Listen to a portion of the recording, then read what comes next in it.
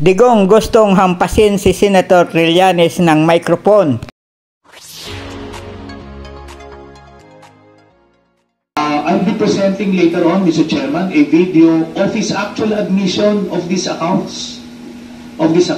No? So, ito naman pong mga cheque na in-encash, in-extract lang namin from that long list.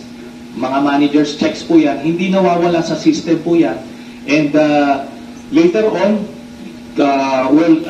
exempted sa impeachment cases, kaya pwede po lumabas yan, ipepresenta po yan. That's the smoking gun ng proceeds of the illegal drug trade ng Duterte crime family.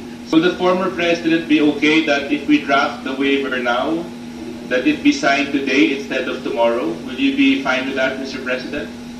Anong kapalit, sir? Sampalin ko siya sa publiko. Sampalin ko sa chairman. Session suspended. Please follow my Facebook page, comment, like, and share, and subscribe to my YouTube channel, Stories of Uncle Paeng. Gusto ba talagang paluin ni Presidente si Trillanes?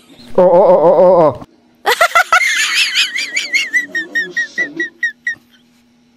Hindi na nahiya kay Senator Laila at inawat pa siya.